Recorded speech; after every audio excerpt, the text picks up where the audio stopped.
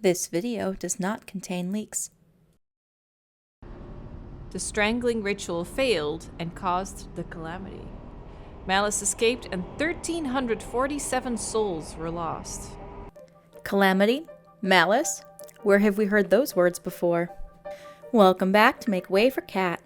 I never thought I'd dip my toe into Zelda theory crafting, but I watch a lot of it, and recently I've been watching Gab Smolder's full Fatal Frame marathon. This letter stood out to me, and it took me down quite a rabbit hole. Nintendo did say that this Zelda was supposed to be thematically darker, and what better inspiration than a beloved horror franchise, the original Fatal Frame from 2001. Now to get fully into this, I need to explain more about Fatal Frame's story. Underneath the Himuro Mansion is a portal to the afterlife known as the Hellgate. If the door isn't sealed, a dark force called Malice escapes into the living world. To seal the gate, a complex ritual is performed involving the sacrifice of a chosen shrine maiden. I'll spare you the gory details, but her murder is what's known as the strangling ritual. The rope used in the ritual is then soaked in the maiden's blood and used to seal the door. This reminded me of the Ganon scene in the first Tears of the Kingdom trailer, where he's held in place by a ghostly hand. Malice leaks out under the hand, as if a spectral figure is trying to plug the hole in his chest. Was this the result of a sacrifice? The possibility is there, since it is a hand, and a semi-sentient one at that. The hand grabs Link just before he can fall into the abyss.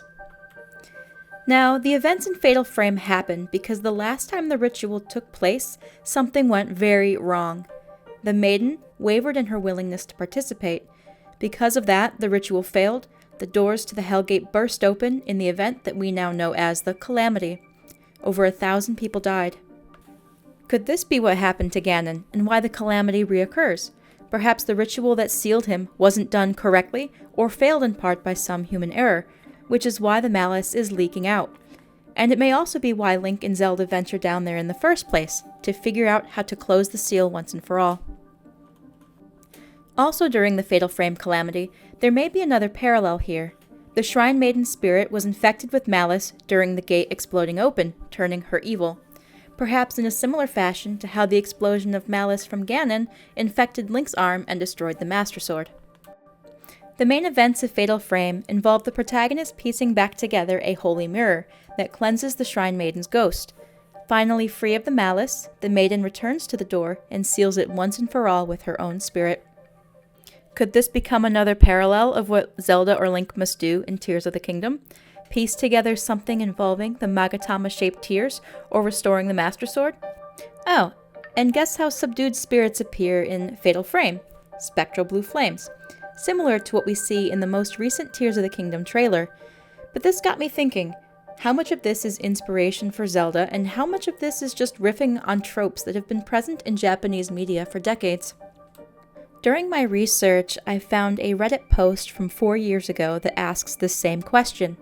Pelix02 asks about Final Fantasy IV and its similarity to Calamity Ganon. Zemos dies, and Zeramus emerges from his body, saying that he is Zemus' hatred incarnated. In the sequel Final Fantasy IV, The After Years, Zeramus Reborn is called Zeramus Malice. The response from Mido128 is lengthy, but I'll sum it up. There are several kinds of vengeful spirits in Japanese lore, and they are powered by something called onnen. People who die after some great injustice or nefarious circumstances curse others or places around them. That is onnen, described as malice, hatred, or grudge. Onnen is also the same word used for the malice associated with Ganon in the Japanese version. As Ganon died, in whatever circumstances have him sealed under Hyrule Castle, he cursed Hyrule with malice, in the form of the red goop that we see infecting the Sheikah Tech. In the same way, Demise cursed Hyrule with his hatred in the inevitable cycle of his rebirth inside of Ganon. It's kind of malice inception at this point. In all these instances of onnen, it requires a dead being, a grudge, and a following catastrophic event or curse. We know Ganon was dead based on his skeletal remains, and it makes me wonder, if he were to become alive again, shouldn't that make the curse go away? We don't know what Ganon will look like further into Tears of the Kingdom yet, but I am curious if he will always remain a corpse. We can see in the overworld that malice is still present, attached to monsters and pulled on the ground. Perhaps his corpse becomes like a sentient bag of powerful malice, the kind that ate through the Master Sword and destroyed Link's arm.